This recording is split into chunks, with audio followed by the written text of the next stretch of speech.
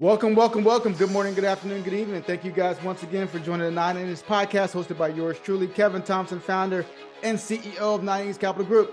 Thank you guys for joining us. As I always say, subscribe to the channel. As I always say, go and get my book, MLB to CFP, live on Apple and Amazon. If you have any questions, comments, or concerns, you can email us at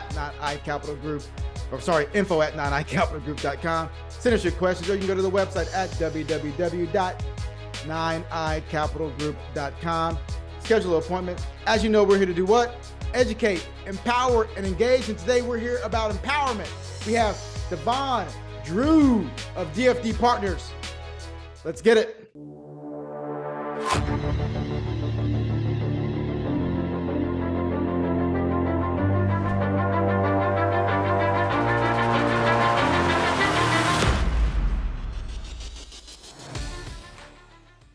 We have Devon Drew, DFD Partners. Devon, thank you for giving us some time today on this podcast, my friend.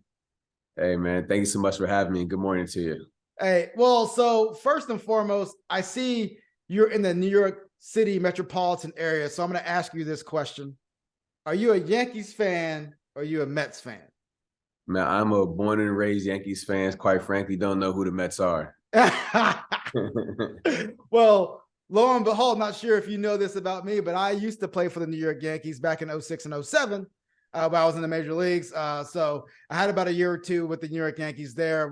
Then I got sent over to Oakland, finished my season out there. And then the following year was picked up by Pittsburgh and then tore a tendon in my wrist, and the rest is history. But ultimately, yeah, man, Yankees fan through and through. You and I get along very well during this podcast today. So tell me a little bit about your business, DFD Partners. I know it's been around for a little bit over a year now. So talk to me a little bit about that. Yeah, so founded the company in 2021. Founder, CEO, CIO. It is a startup, right? So I'm everything. COO, right? CFO. Yeah. So I wear many hats, man. DFD stands for Diligence Fund Distributors. And, essentially, I've been working in asset management distribution for 16 years, working with, the asset managers to try to, really distribute their solutions into the financial advisor community, right? Mm-hmm. So after 16 years, you see a lot of trends, you see a lot of way business is being done.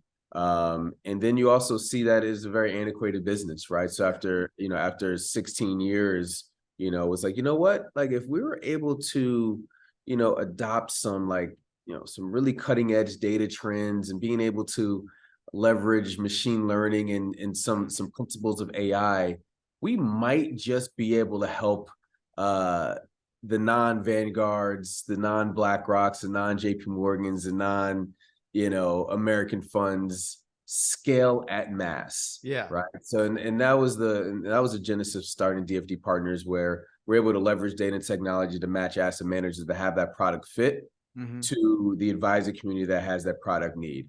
And if you look at, you started your own business, you're in your own RIA. One thing I'm sure you notice is that the face, background, and profile of wealth is changing rapidly. 100%. Right. So to be able to acquire that new client, if you're a financial advisor, no longer are you going to be able to say, hey, here's this CIO model, right? Here's this model portfolio, pay me this percent a quarter and be happy with it. Mm-hmm. Now the advisors are challenged by finding investment solutions that somewhat mirror the cultural beliefs and who your prospects and clients are. And if you don't have those type of solutions, quite frankly, in the next 10 years, you might find yourself on the outside looking in. Yeah, so you made some great points there. And that brings me to the question of ESG, right? You talk about ESG, you talk about a holistic planning in regards to, I've had clients in the past that said, you know what, I want something that has no fossil fuels in it. I want something that mirrors my belief system. You're absolutely right. Clients are actually wanting that. My main concern with the ESG thing is that, and I know we're not talking about ESG, I'm kind of getting off topic here, but I don't know what actually makes up an ESG portfolio in regards to, is it 85% this? Does the management team have to have this type of diversity? Like, it's so convoluted in that world. I mean, that's where it gets confusing on, well, my portfolio is ESG, but ultimately I have this much of so-and-so fossil fuel company and I can get those returns from that company.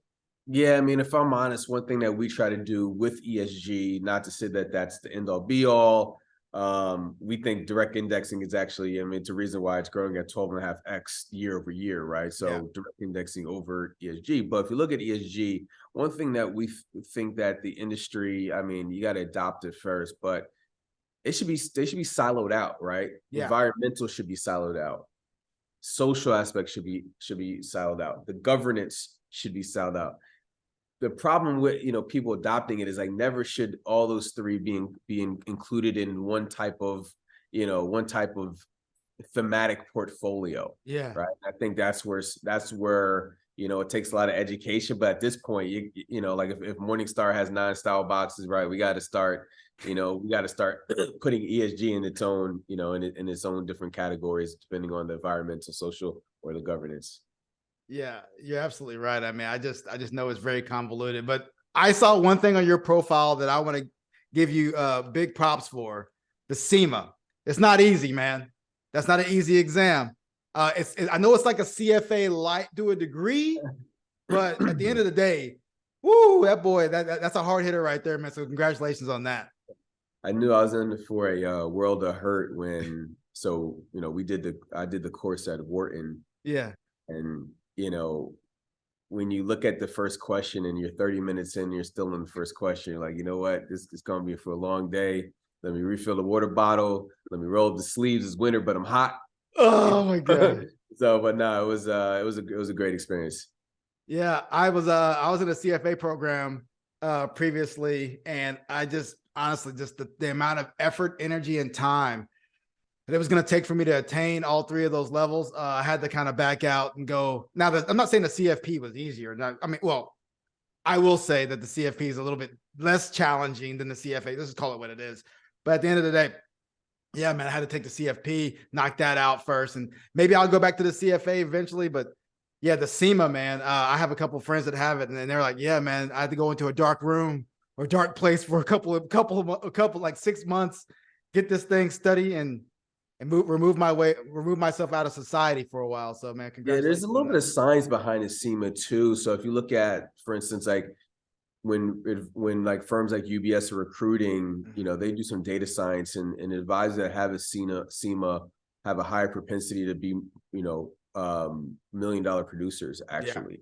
Yeah. So it's like there's a science behind CIMA and the correlation of production, which I never knew before. I found that out recently. So it's a good little factoid. Yeah. Yeah. So you're on the 990s podcast hosted by Kevin Thompson of 99 Capital. We have Devon Drew here. Thank you for joining us today. Talk to me a little bit about, so you said DFD Partners, you guys are changing the game. You mentioned AI, right? We're all big fans of ChatGPT. We all know that ChatGPT is out there, and what is it going to do to the advisor community? What is it going to do to all these industries that are, like, for example, Fiverr.com? What do you think the integration to AI going into this industry, how do you think it's going to impact? I know it's kind of off topic, but how do you think it's going to impact the overall community, and whether it be the advisors, whether it be Fiverr.coms, things like that? Well, that answer is twofold. First, there's a segment of the advisor community that it won't impact at all because they're reluctant to change. Yeah. Right. And, when there's new ideas that come, they're the last to adopt it because, quite frankly, $10.2 trillion of advisor AUM is retiring in the next 10 years. Yeah. So there's a large subset of the advisor community that AI will have no effect on. Mm-hmm. But thinking about it from a broad spectrum and how we're utilizing it at DFD Partners, right? You're going to be able to go into our web-based application. Right now, you can type it in, but in real time, this is what our patent covers. You're going to be able to say, hey, I'm looking for, an African-American advisor that's been in the business for 15 to 40 years, that's in Los Angeles, that has a area of expertise in estate planning and investments, that is a man that is a baby boomer, that went to certain colleges and went to certain accreditations in real time. Really? It's going to be able to spit back to you advisors that fit that criteria. Wow. And it's going to be able to compare that weighted average between what you're doing in your profile and theirs, and be able to create that affinity score, which will pretty much allow you to, be in that double-sided marketplace to get searched out, right? So think about like how AI can revolutionize from a business development standpoint.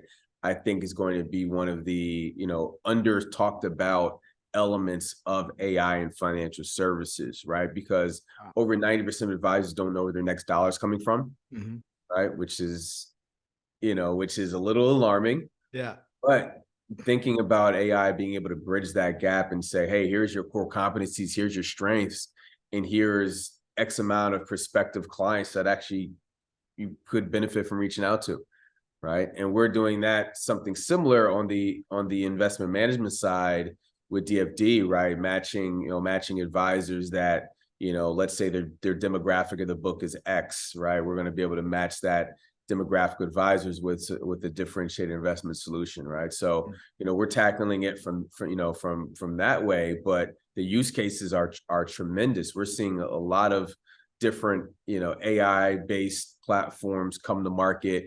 Quite frankly, in 2021, when I was telling people about my vision, they're like, "You're crazy. What are you even talking about?"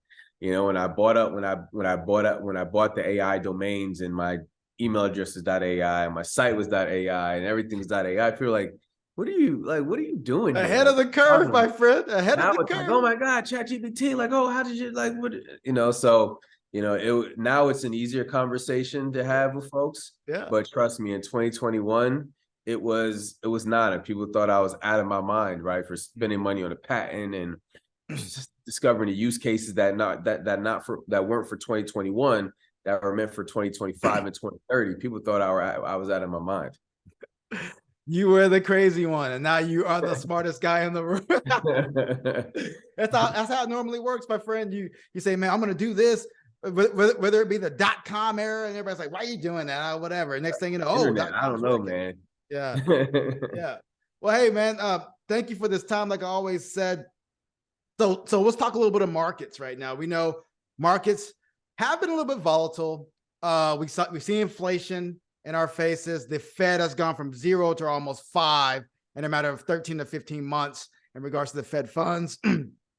One thing that people don't understand is how all that works, the detriment to the banks, right? The banks have been hit so hard with those rising rates. So talk to me a little bit about, I know you were on Cheddar recently, and that was a great segment on Cheddar, by the way, but what are your thoughts on the rapidity, I guess the velocity of the inflation increase, the rate increase, and how it's been impacting the overall economy? I mean, just kind of in a broad sense. Yeah, I think the Fed is in a position where they're steadfast and they have a number in mind, right? They want to get, long-term inflation down at 2%, right? So in order to do that, we're going to have to continue to hike rates, right? So it's kind of like the market feels like it's getting ahead of itself. Like, this has been a down week, but the market was in a little bit of a rally prior to this, going into this week. So it kind of feels like the market was pricing in a more dovish Fed, right? Which was a little interesting. I personally think that we'll hike one more time, which will put us in a little bit of an interesting space, right? Because I feel like, at that point, the financial markets, we're kind of pricing in a recession, a mild one that, allows for rates to be a little cooler, inflation to dramatically cool off, but not really negatively impacting corporate earnings, right? And that's kind of that would be like the ideal situation. But to your point, with rates, there was one point where it was looking like rates were going to go up to 6.25, right? Which would put a tremendous amount of pressure on banks, right? But now we're in a position where it's like, okay, we hike one more time. Let's say in May, set this up for, let's say, a Q1 rate cut, right? And then if that happens, that would be a bullish indicator for more risk on stocks. But as for now, we think that the volatility is going to continue to persist. I'm not as bullish as some people seem to be. It's amazing how after a pretty severe short-term banking crisis, how people kind of shrugged that off within weeks and started to pour into risk on stocks, and evidence of that, as you saw, the NASDAQ, started to rip and run over the past few, not this week, but over the past few weeks. So Yeah, not as optimistic as the market. But I think we will see one more rate hike. I don't think the jobs numbers have cooled off to the point where you could feel confident with saying, you know what, we're at where we need to be. My main concern is, like, as I was talking to somebody a couple of days ago, I said, we're seeing all this stress in the banking sector. But what about the insurers? Granted, they're not banks and they have different balance sheets, but they still operate in the long-term bond segment when they want to invest. So I'm wondering what insurers' balance sheets look like, and how those unrealized losses are basically piling up on their sheets. So I was bringing that up to a friend of mine, and that's an off-topic conversation, I know, but it's just not talked about enough, in my opinion. I mean, it could be something bigger. Yeah, one thing about the banks is, they're known. I mean, one thing about the insurers is that they're known for having pristine balance sheet. But if you notice one thing about banks, banks normally have an investment management arm tied to them.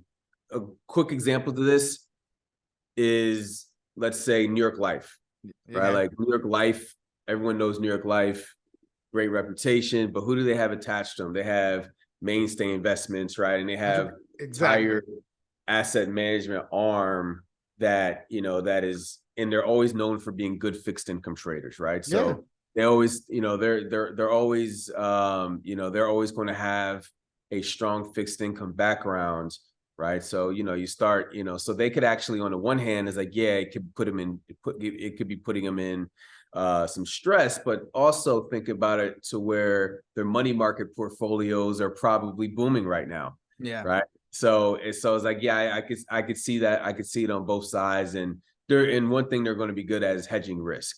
Yeah. So yeah, I'm not as worried about the insurers. Actually, I'm actually bullish on the insurers at this stage.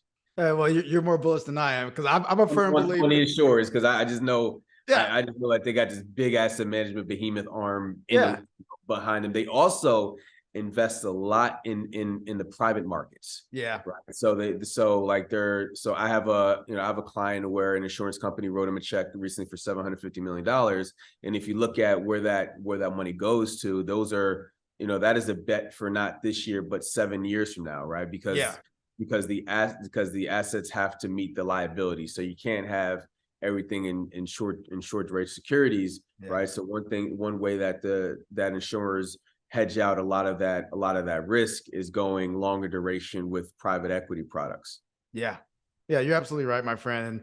And I was just bringing up a point, like, because I was telling my guy, I said, you don't think layman, you don't think long-term capital manager, you don't think these guys were the smartest guys in the room at that time? Yeah. You know what I mean? I mean, now you have a guy on stage telling you something. I said, these guys were just as smart or smarter than these individuals. And next thing you know, they get caught up in this wave of 500 bips on interest rate increases. So it's just, that they didn't factor that level of velocity in. But you're absolutely right, man. Who knows? All we know is when the shoe drops, you got to be there to catch it, right? Yeah, a lot of folks got caught swimming with no bathing suit on. So, Devon Drew, my friend, tell me a little bit. Last question. We talked markets. So tell me, so what's your vision for DFD Partners moving forward? Like your 1 year, 3 year, 5 year, like what's your plan in regards to taking this to the next level? Right. So right now we have about 33 clients that represent about $820 billion in AUM. Awesome. So that's, so short-term, of course, we want to get that to 50, we want to get to 100.